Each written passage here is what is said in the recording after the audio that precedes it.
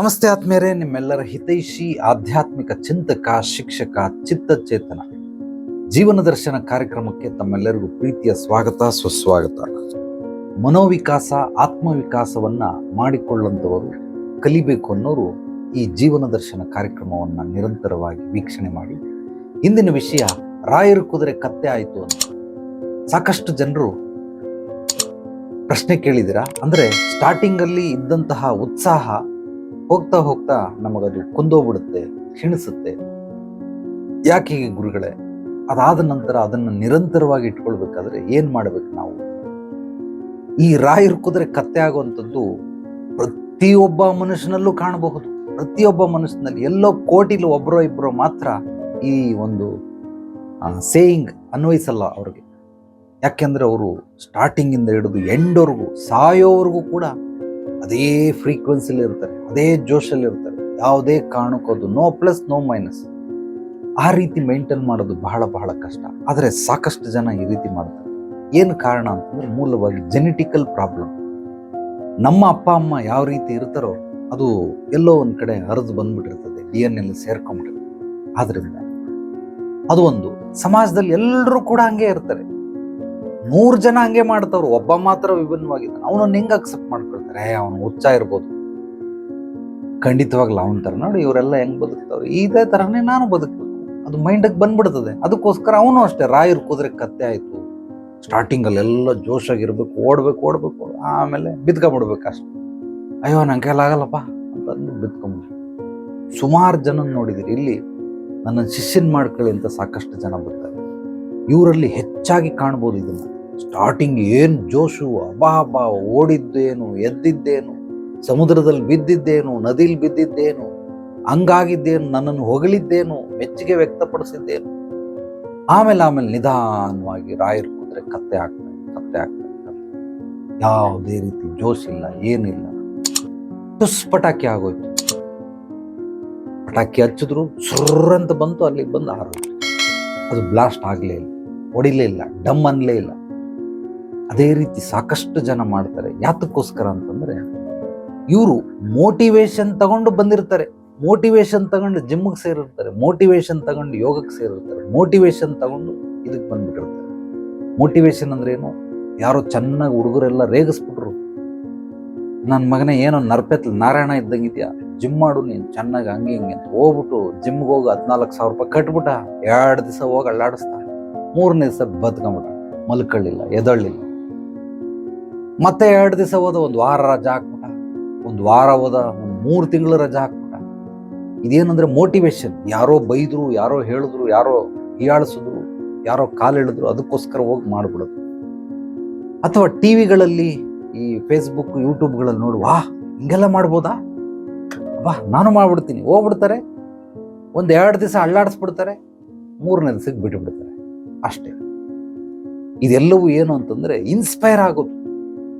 So ಕುತೂಹಲದಿಂದ, ಆಸಕ್ತಿಯಿಂದ ನೋಡ್ಬಿಡೋದು. ಆ ಕುತೂಹಲ, ಆಸಕ್ತಿ, ಪ್ರಭಾವ ಇದೆಲ್ಲವೂ ಕೂಡ ತಾತ್ಕಾಲಿಕವಾಗಿದೆಯಾ, ಶಾಶ್ವತವಾಗಿದೆಯಾ, ಇದನ್ನ ನಾವು ತಿಳ್ಕೊಳ್ಳೋದು. ಕೇವಲ ತಾತ್ಕಾಲಿಕಕ್ಕೋಸ್ಕರ ನಾವು ಬಲಿ ಕೊಟ್ಟುಬಿಡ್ತೀವಿ. ದುಡ್ಡನ್ನು ಹಾಳು ಮಾಡ್ಕೊಂಡು, ಸಮಯವನ್ನು ಹಾಳು ಮಾಡ್ಕೊಂಡು ಹೋಗಿ ಸೇರ್ಕೊಂಡ್ಬಿಡ್ತೀವಿ. ಅದಾದ್ಮೇಲೆ ಏನೇ ತಿಪ್ಪುರ್ಲಾಗ ಹಾಕಿದ್ರು ಮಾಡೋದಿಲ್ಲ. ಇಲ್ಲಿ ನನ್ನ ಅನುಭವಗಳನ್ನು ಹೇಳ್ತೀನಿ ನಿಮಗೆ. ಬಹಳಷ್ಟು ಜನ ಯೋಗಾಗೆ ಹೋಗ್ತಾರೆ, ದುಡ್ಡು ಕಟ್ತಾರೆ, 1 ತಿಂಗಳು ಮಾಡ್ತಾರೆ, 2 ತಿಂಗಳು ಮಾಡ್ತಾರೆ, 3ನೇ ತಿಂಗಳು ಬಿಟ್ಬಿಡ್ತಾರೆ, ಅಷ್ಟೇ ಮುಗಿದೋಯ್ತು. ಜಿಮ್ಗೆ ಹೋಗ್ತಾರೆ, ಅದಕ್ಕೂ ಹಂಗೆ ಮಾಡ್ತಾರೆ. ನಾನು ಮ್ಯೂಸಿಕ್ ಕಲಿತೀನಿ ಅಂತ ಹೋಗ್ತಾರೆ, 1 4-5 ತಿಂಗಳು ಬಿಟ್ಬಿಡ್ತಾರೆ. ಇನ್ನೂ ಹೆಚ್ಚಂದ್ರೆ 1 5-6 ತಿಂಗಳು ಮಾಡ್ತಾರೆ, ಬಿಟ್ಬಿಡ್ತಾರೆ. ಯಾರೂ ಅದನ್ನ ಕಂಪ್ಲೀಟ್ ಮಾಡೋದಿಲ್ಲ. ನಾನು ಕೆಲವೊಂದು ಅಧ್ಯಯನಗಳನ್ನು ಮಾಡಬೇಕು, ಬಹಳ ಬಹಳ ಇಷ್ಟ ನನಗೆ. ಆದ್ರಿಂದ ಎಲ್ಲೆಲ್ಲಿ ಕ್ಲಾಸ್ಗಳಿದೆ, ಮ್ಯೂಸಿಕ್ ಕ್ಲಾಸ್ಗಳು, ವೋಕಲ್ ಇರ್ಬೋದು, ಇನ್ಸ್ಟ್ರೂಮೆಂಟಲ್ ಇರ್ಬೋದು, ಅವ್ರ ಹತ್ರ ಎಲ್ಲ ಹೋಗಿ ಕೇಳಿದಾಗ ಎಷ್ಟು ಅಡ್ಮಿಷನ್ ಆಗಿದೆ, ಈ ಒಂದು ಇನ್ಸ್ಟಿಟ್ಯೂಟಲ್ಲಿ ಎಷ್ಟು ಅಡ್ಮಿಷನ್ ಆಗಿದೆ, ಸುಮಾರು 1 ವರ್ಷದಲ್ಲಿ 1,000 ಅಡ್ಮಿಷನ್ ಆಗುತ್ತೆ. ಅದರಲ್ಲಿ ಫುಲ್ಫಿಲ್ ಮಾಡೋರು ಯಾರು, ಪೂರ್ತಿ ಕಲಿಯೋರು ಯಾರು? 70% ಅದನ್ನ ಕಲಿಯೋದೇ ಇಲ್ಲ, ಓನ್ಲಿ 30% ಮಾತ್ರ ಫುಲ್ಫಿಲ್ ಮಾಡಿರ್ತಾರೆ. ಆ ಫುಲ್ಫಿಲ್ ಮಾಡಿರೋದ್ರಲ್ಲಿ ಒಂದು 3 to 7% ಮಾತ್ರ ಅದನ್ನ ವೃತ್ತಿಯಾಗಿ ಆಯ್ಕೆ ಮಾಡ್ಕೊಂಡ್ರೆ, ಅಂದ್ರೆ ಫುಲ್ ಟೈಮ್ ಮಾಡ್ತಾ ಇರ್ತಾರೆ. ಇನ್ನು ಮಿಕ್ಕದವರು 93% 93 to 99% ಉಪಯೋಗ ಆಯ್ತು. ಅಂದರೆ ಇಲ್ಲಿ ಮೂಲವಾಗಿ ಏನು ರಾಯರು ಕುದುರೆ ಕತ್ತೆ ಆಯಿತು ಅಂತಂದರೆ, ನೀವು ತಾತ್ಕಾಲಿಕವಾದ ಆಸಕ್ತಿ ನಿಮ್ಮಲ್ಲಿ ಮೂಡಿರುತ್ತೆ, ತಾತ್ಕಾಲಿಕವಾದ ಕುತೂಹಲ ಮೂಡಿರುತ್ತೆ, ತಾತ್ಕಾಲಿಕವಾಗಿ ನಾನು ಕಲಿಬೇಕು ಅಂತಲೂ ಅನಿಸಿರುತ್ತೆ, ಅದಕ್ಕೆ ನುಗ್ಗಿಬಿಡ್ತೀರಾ. ದಯವಿಟ್ಟು ಆ ರೀತಿ ಮಾಡಬೇಡಿ. ಇದನ್ನು ಹೇಗೆ ಜಡ್ಜ್ ಮಾಡಬೇಕು ಅಂದರೆ, ನಿಜವಾಗ್ಲೂ ನಾನು ಅದನ್ನು ಇಷ್ಟಪಡ್ತಾ ಇದ್ದೀನಿ, ಇದು ನನಗೆ ಅತ್ಯವಶ್ಯಕತೆನಾ, ಅವಶ್ಯಕತೆನಾ, ಮಾಡಿದ್ರೂ ನಡೆಯುತ್ತೆ ಅಥವಾ ಮಾಡಲೇಬೇಕು ಅಂತ ನನ್ನ ಮನಸ್ಸು ಅಪಾಪಿಸ್ತಾ ಇದೆ, ತುಡಿತಾ ಸ್ಟಾರ್ಟ್ ಆಗಿದೆ, ಇದು ನನಗೆ ಬೇಕೇ ಬೇಕು ಅಂತ. ಆ ರೀತಿ ಖಂಡಿತವಾಗ್ಲೂ ಅದನ್ನೆಲ್ಲವನ್ನು ಮೊದಲು ನೀವು ಜಡ್ಜ್ ಮಾಡಿ. ಯಾರ್ದೋ ಒಂದು ಮಾತನ್ನು ಕೇಳಿ, ಯಾವುದೋ ಒಂದು ವಿಡಿಯೋ ನೋಡಿ ಇನ್ಸ್ಪೈರ್ ಆಗಬೇಕು, ಅದರಿಂದ ಇನ್ಸ್ಪೈರ್ ಆಗಬೇಕು. ಆದರೆ ನಾವು ಮಾಡೋ ವೃತ್ತಿಯನ್ನು ಬಿಟ್ಟು ಯಾವುದೋ ಪ್ರವೃತ್ತಿಯನ್ನು ನಾವು ಅಭ್ಯಾಸ ಮಾಡ್ತಾ ಇದ್ದೀವಿ, ಅದನ್ನು ಹವ್ಯಾಸವಾಗಿ ತಗೊಂಡಿದ್ದೀರಿ ಅಂದರೆ, ಮೊದಲು ತಾತ್ಕಾಲಿಕವಾದಂತಹ ಕುತೂಹಲ, ತಾತ್ಕಾಲಿಕವಾದಂತಹ ಆಸಕ್ತಿ, ಇದು ಶಾಶ್ವತವಾಗಿದೆಯಾ ತಾತ್ಕಾಲಿಕವಾಗಿದೆ, ಅದನ್ನು ನೀವು ತಿಳ್ಕೊಂಬಿಟ್ರೆ ನಿಮಗೆ ಗೊತ್ತಾಗುತ್ತೆ. ನಾನು ಸಾಕಷ್ಟು ವಿದ್ಯೆಗಳನ್ನು ಕಲ್ತಿದ್ದೀನಿ, ಬಟ್ ಜೋಶಲ್ಲಿ ಯಾವುದು ಮಾಡಿಲ್ಲ. ಹೋಶ್ ಪ್ರಜ್ಞಾಪೂರ್ವಕವಾಗಿ ನನಗೆ ಉತ್ಸಾಹವನ್ನು ನೀಡಿದ್ರೆ ಮಾತ್ರ ನಾನು ಆ ವಿದ್ಯೆಗಳನ್ನು, ಕಲೆಗಳನ್ನು ಕಲಿತೀನಿ. ಕೇವಲ ಉತ್ಸಾಹ ಇದೆ, ನನ್ನಲ್ಲಿ ಪ್ರಜ್ಞಾವಂತಿಕೆ ಇಲ್ಲ, ವಿವೇಚನೆ ಇಲ್ಲ, ಖಂಡಿತವಾಗಲೂ ನಾನು ಆ ವಿದ್ಯೆಗಳನ್ನು ಕಲಿಯೋದಿಲ್ಲ, ನನಗೆ ಅನಾವಶ್ಯಕ. ಸಾಕಷ್ಟು ಜನ ಬಂದು ಇಂಥ ವಿದ್ಯೆ ಕಲ್ತ್ಕೊಳ್ಳಿ ಹಾಗೆ ಹೀಗೆ ಅಂತ, ನನಗೆ ಬೇಡ, ನಾನು ಆಳವಾಗಿ ಅಧ್ಯಯನ ಮಾಡ್ತೀನಿ, ಒಂದು 15 ದಿವಸ ಟೈಮ್ ತಗೊಳ್ತೀನಿ, ಒಂದು ತಿಂಗಳು ಟೈಮ್ ತಗೊಳ್ತೀನಿ, ಬೇಕಾ ಬೇಡವಾ ಅಂತ. ನಾವು ಆತರಗಾರನಿಗೆ ಬುದ್ಧಿಮಟ್ಟ ಅಂತ ಪಟಕ್ಕಂತ ಹೋಗಿ ಬಿದ್ದು ಬಿಡ್ತೀವಿ. ಆ ರೀತಿ ಮಾಡುವಂಥ ಅವಶ್ಯಕತೆ ಇಲ್ಲ. ನಿಮ್ಮೆಲ್ಲರಿಗೂ ನಾನು ನನ್ನ ಅನುಭವದ ಮಾತುಗಳನ್ನು ಹೇಳ್ತೀನಿ. ಇಡೀ ಭಾರತದಲ್ಲಿ, ಇಡೀ ವಿಶ್ವದಲ್ಲೇ ಅನ್ಕೊಳ್ಳಿ ಪರವಾಗಿಲ್ಲ, ಇಡೀ ಭಾರತದಲ್ಲಿ ಹೆಚ್ಚಾಗಿ ಶುರು ಮಾಡುವಂಥವ್ರು ಸಾಕಷ್ಟು ಜನ ಇದ್ದಾರೆ. ಎಲ್ಲವನ್ನ ಶುರು ಮಾಡ್ತಾರೆ, ಆದರೆ ಅಂತ್ಯಗೊಳಿಸೋರು ಕೇವಲ ಬೆರಳೆಣಿಕೆಯಷ್ಟು ಮಾತ್ರ. ಒಂದು 10 to 15%, ಹೆಚ್ಚಂದರೆ 10 to 15% ಶುರು ಮಾಡಿ ಅಂತ್ಯಗೊಳಿಸೋದು. ಇನ್ನು 85 ಭಾಗ 90 ಭಾಗದಷ್ಟು ಖಂಡಿತವಾಗ್ಲೂ ಅವರು ಶುರು ಮಾಡ್ತಾರಷ್ಟೇ, ಡೆಫಿನೆಟ್ಲಿ ಅವ್ರು ಅದನ್ನು ಕಂಪ್ಲೀಟ್ ಮಾಡಲ್ಲ. ಇಂಥವ್ರಿಗೆಲ್ಲ ನಾನು ಅನಾಥ ಮಕ್ಕಳು ಅಂತ ಕರಿತೀನಿ. ಅಂದರೆ ಅವ್ರ ಮಕ್ಕಳಲ್ಲ, ಅನಾಥ ವಿಚಾರಗಳು, ಅನಾಥ ಕೆಲಸಗಳಲ್ಲೂ ಅನಾಥ ಕೆಲಸಗಳು. ಯಾಕೆಂದರೆ ಊಟಿಸ್ಬಿಡ್ತಾರೆ, ಬೀದಿಗೆ ಬಿಟ್ಬಿಡ್ತಾರೆ, ಹೋಗಿ ಭಿಕ್ಷೆ ಬೇಡ್ಕೊಂಡು ತಿನ್ನೋಗು ಅಂತ. ಅದೇ ರೀತಿ ನಿಮ್ಮ ಕೈಯಲ್ಲಿ ಕಂಪ್ಲೀಟ್ ಮಾಡೋಕ್ಕಾಗಲಿಲ್ಲ ಅಂದರೆ, ಸಾಕಕ್ಕೆ ಯೋಗ್ಯತೆ ಇಲ್ಲ ಅಂತಂದರೆ ಮಕ್ಕಳನ್ನ ಯಾಕೆ ಹುಟ್ಟಿಸ್ಬೇಕು? ಅದೇ ರೀತಿ ನಮ್ಮ ಕೈಯಲ್ಲಿ ಅದನ್ನು ಪರಿಪೂರ್ಣಗೊಳಿಸೋಕ್ಕಾಗಲಿಲ್ಲ ಅಂದರೆ ಯಾಕೆ ಶುರು ಮಾಡಬೇಕು? ಶುರು ಮಾಡೋ ಅವಶ್ಯಕತೆ ಇಲ್ಲ. ಬಟ್ ಕೆಲವ್ರು ಏನು ಮಾಡ್ತಾರೆ, ಜೋಶಿಂದ ಹೋಗಿ ಶುರು ಮಾಡಿಬಿಡ್ತಾರೆ, ಆಮೇಲೆ ಬಿಟ್ಬಿಡ್ತಾರೆ. ದಯವಿಟ್ಟು ಆ ರೀತಿ ಮಾಡಬೇಡಿ, ಶುರುನೇ ಮಾಡಬೇಡಿ. ಏನೂ ಪಾಪ ಇಲ್ಲ, ಬಟ್ ಶುರು ಮಾಡಿ ಬಿಟ್ಬಿಡ್ತಿರಲ್ಲ, ಇದು ಮಹಾಪಾಪ ಕೃತ್ಯ, ದೊಡ್ಡ ಪಾಪ ಕೃತ್ಯ. ಅದಕ್ಕೆ ಈ ರೀತಿ ಮಾಡಬೇಕು. ಶುರು ಮಾಡಿದ್ಮೇಲೆ ಅದನ್ನು ಅಂತ್ಯಗೊಳಿಸಿ, ಯಾವುದೋ ಒಂದು ರೂಪದಲ್ಲಿ ಅಂತ್ಯಗೊಳಿಸಿ, ಅದು ನಿಮಗೆ ಖಂಡಿತವಾಗ್ಲೂ ನಿಸರ್ಗ ಫಲಿತಾಂಶ ಕೊಟ್ಟೆ ಕೊಡ್ತದೆ. ಸೊ ರಾಯರ್ ಕುದುರೆ ಕತ್ತೆ ಆಯಿತು ಅನ್ನೋದ್ರ ಅರ್ಥ ಏನು ಅಂತಂದರೆ, ಮೊದಲಿದ್ದಂಥದ್ದು ಆಮೇಲೆ ಇರೋದಿಲ್ಲ, ನಿಧಾನವಾಗಿ ಬರ್ತಾ ಇರ್ತದೆ. ಇದನ್ನು ಈ ಕೆಲಸಗಳಲ್ಲಿ ಅಲ್ಲಿ ಇಲ್ಲಿ ಇದು ಬಿಟ್ಬಿಡಿ, ಪರವಾಗಿಲ್ಲ, ಏನೂ ತೊಂದರೆ ಇಲ್ಲ, ಹೆಂಗೋ ಅರೇಂಜ್ ಮಾಡ್ಕೊಳ್ಬೋದು. ಬಟ್ ಕೆಲವರು ಲವ್ ಮಾಡಿದಾಗ ಇದ್ದಂಥ ಖುಷಿ, ಮದುವೆ ಮಾಡ್ಕೊಂಡಾಗ ಇದ್ದಂತಹ ಖುಷಿ, ಅದಾಮೇಲೆ ನಿಧಾನವಾಗಿ ರಾಯರ್ ಕುದುರೆ ಕತ್ತೆ ಆಗ್ತಾ ಇದೆ. ಚೆನ್ನಾಗಿ ಓಡೋಕೆ ಕುದುರೆ ಈಗ ಕತ್ತೆ ಆಗ್ಬಿಟ್ಟಿದೆ.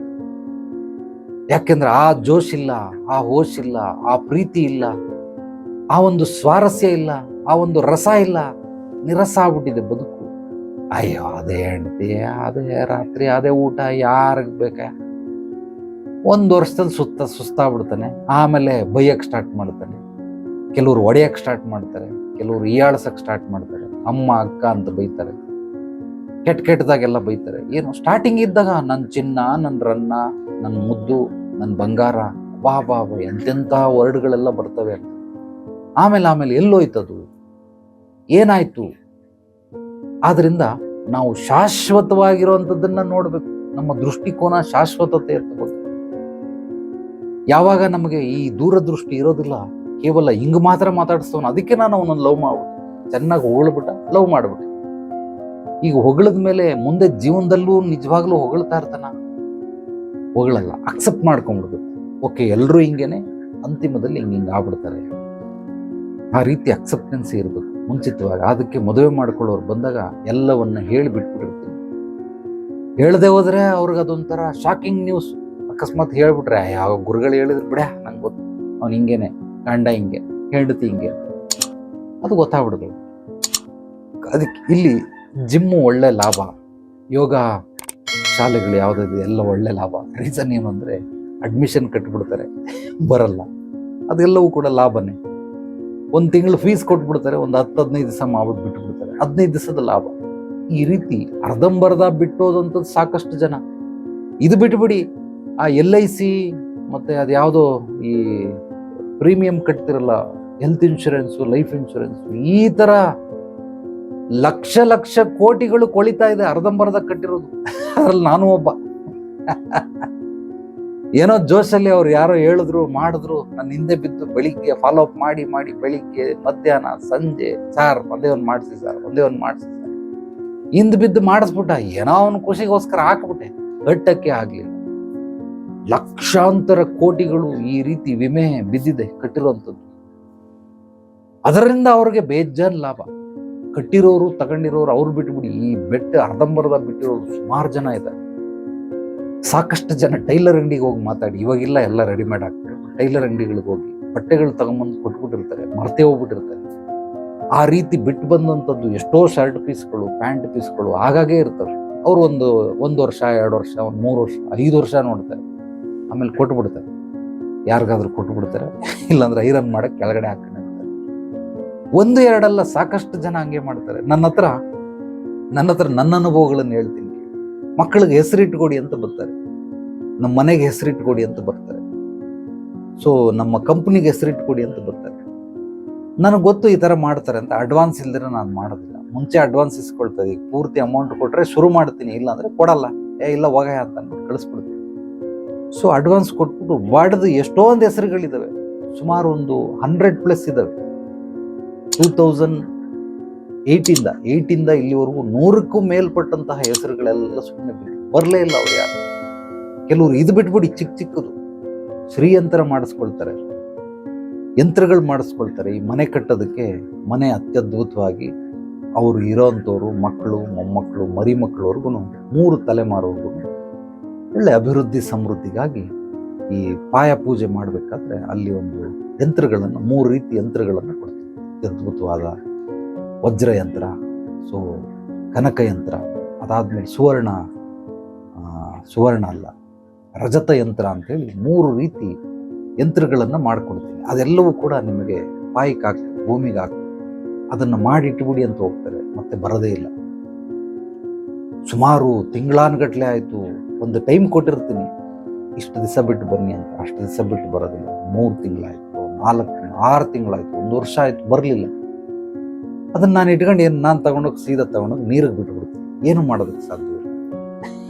ಈ ರೀತಿ ಪ್ರತಿಯೊಬ್ಬ ವೃತ್ತಿಪರನಲ್ಲೂ ಕೂಡ ಈ ರೀತಿ ಮಾಡಿ ಬಿಟ್ಬಿಟ್ಟು ಹೋಗ್ಬಿಟ್ಟಿರ್ತಾರೆ, ಆದರೆ ಕಂಪ್ಲೀಟ್ ಮಾಡೋದಿಲ್ಲ. ಈ ರೀತಿ ಮಾಡದಂಥ ಎಲ್ಲ ಕೆಲಸಗಳು ನಮಗದೊಂದು ರೀತಿ ದರಿದ್ರ ಇದ್ದಂಗೆ, ಅದು ನಮಗೆಲ್ಲೋ ಒಂದು ರೀತಿ ಬ್ಲಾಕೇಜಸ್ ಆಗುತ್ತೆ. ಆ ರೀತಿ ಮಾಡಿಸ್ಲೇಬೇಡಿ, ಬಿಟ್ಬಿಡಿ. ಅದ್ರ ಬದಲು ಆರಾಮಾಗಿ ನಿಮ್ಮ ಜೀವನ ಹೆಂಗೆ ನಡೀತಾ ಇದೆ ಹಂಗೆ ನಡೆಸ್ಕೊಂಡು ಹೋಗ್ಬಿಡಿ. ಆದರೆ ಶುರು ಮಾಡಿ ಅಂತ್ಯಗೊಳಿಸ್ತೇ ಹೋದ್ರೆ ಈ ರೀತಿ ರಾಯರು ಕೂದ್ರೆ ಕತ್ತೆ ಆಗುತ್ತೆ ಅಂತ. ಕೇವಲ ಅದು ನಿಮ್ಮ ಕಾಲಕ್ಕೆ ಮಾತ್ರ ನಿಂತ್ಕೊಳ್ಳೋದಿಲ್ಲ, ನಿಮ್ಮ ಮಕ್ಕಳೂ ಅದೇ ರೀತಿ ಮಾಡ್ತಾರೆ, ಮೊಮ್ಮಕ್ಕಳು ಅದೇ ರೀತಿ ಮಾಡ್ತಾರೆ. ದಯಮಾಡಿ ಆ ರೀತಿ ಮಾಡಬೇಕು. ಶುರು ಮಾಡಿದ್ರೆ ಹಾಗೇ ಟೈಮ್ ಪಾಸ್ ಮಾಡ್ಕೊಂಡಿರಿ, ಏನೂ ಅಭ್ಯಂತರ ಇಲ್ಲ. ಆದರೆ ಈ ರೀತಿ ಶುರು ಮಾಡಿ ಅಂತ್ಯಗೊಳಿಸ್ತಲ್ವಲ್ಲ, ಅದು ಬಹಳ ಬಹಳ ಅಪಾಯಕಾರಿ. ಆದ್ದರಿಂದ ನಾನು ಹೇಳೋದನ್ನು ನೀವು ಗಮನ ಕೊಟ್ಟು ಮನನ ಮಾಡಿ. ನನಗೆ ಆಸಕ್ತಿ, ಕುತೂಹಲ, ಶ್ರದ್ಧೆ, ಭಕ್ತಿ, ನಂಬಿಕೆ, ವಿಶ್ವಾಸ ತಾತ್ಕಾಲಿಕವಾಗಿದೆಯಾ, ಶಾಶ್ವತವಾಗಿದೆಯಾ, ಇದನ್ನು ನಾನು ಎಷ್ಟು ವರ್ಷ ತೂಗಿಸಬಲ್ಲೆ, ಎಷ್ಟು ವರ್ಷ ಸಂಭಾಳಿಸಬಲ್ಲೆ, ಎಷ್ಟು ವರ್ಷಗಳು ನಾನು ಇದನ್ನು ಈ ಹಾದಿಯಲ್ಲಿ ನಡೆಯಬಲ್ಲೆ, ಸಾಧ್ಯವಿದೆಯಾ ನನ್ನ ಕೈಯಲ್ಲಿ, ಇದನ್ನೆಲ್ಲ ನೀವು ತಿಳ್ಕೊಳ್ತಾ ಹೋಗ್ಬೇಕು. ನಿಮ್ಮನ್ನು ನೀವು ಪ್ರಶ್ನೆ ಮಾಡ್ಕೊಳ್ಳಿ, ಬೇರೆಯವ್ರನ್ನ ಕೇಳಬೇಡಿ. ಯಾರು ನನ್ನ ಕೈಯಲ್ಲಿ ಆಗುತ್ತೆ, ನಾನು ಮಾಡ್ತೀನಿ ಅನ್ನಂಗಿದ್ರೆ ಖಂಡಿತವಾಗಲೂ ಮುಂದುವರಿರಿ. ಇಲ್ಲ ಅಂದರೆ ಬಿಟ್ಬಿಡಿ, ಮರ್ತುಬಿಡಿ. ಅದನ್ನು ಮರ್ತುಬಿಟ್ಟು ಬೇರೆ ಯಾವುದು ಸಾಧ್ಯವಾಗುತ್ತೆ ಅದನ್ನು ಮಾಡ್ಕೊಳ್ಳಿ.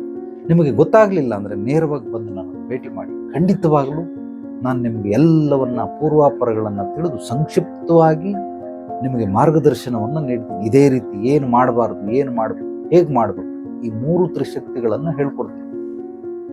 ಎಂಥದ್ದೇ ಸಮಸ್ಯೆಗಳಿರಲಿ ನೇರವಾಗಿ ಬಂದು ಭೇಟಿ ಮಾಡಿ. ಖಂಡಿತವಾಗಲೂ ಪರಿಹಾರಗಳು ನಿಮಗೆ ಶತಸಿದ್ಧ, ಗ್ಯಾರಂಟಿ ಸಿಕ್ಕೇ ಸಿಗುತ್ತೆ.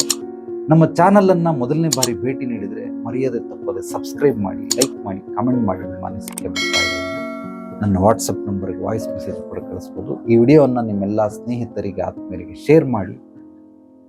ಹಂಚೋದ್ರಿಂದ ಜ್ಞಾನ ಬೆಳೆಯುತ್ತೆ, ಆದ್ದರಿಂದ ಹಂಚೋ ಪ್ರಯತ್ನ ಮಾಡಿ. ಬಹಳ ಎಲ್ಲರಿಗೂ ಕೂಡ ಒಂದಷ್ಟು ಜ್ಞಾನೋದಯ ಆಗಲಿ, ಜ್ಞಾನಾರ್ಜನೆ ಎಲ್ಲರಿಗೂ ಬೇಕಾಗಿರೋದು. ಆದ್ದರಿಂದ ದಯಮಾಡಿ ಹಂಚಿ. ಎಲ್ರಿಗೂ ಒಳ್ಳೆಯದಾಗಲಿ. ನಾಳೆ ಮತ್ತೆ ಭೇಟಿಯಾಗೋಣ ಮತ್ತಷ್ಟು ಸತ್ವಭರಿತ ವಿಚಾರಗಳೊಂದಿಗೆ. ಎಲ್ಲರೊಳಗಡಗಿರುವ ಭಗವಂತನಿಗೆ ನನ್ನ ಭಕ್ತಿಪೂರ್ವ ಪ್ರಣಾಮಗಳು. ಸರ್ವೇ ಜನೋ ಸುಖಿನೋ ಭವಂತು. ಶುಭರಾತ್ರಿ.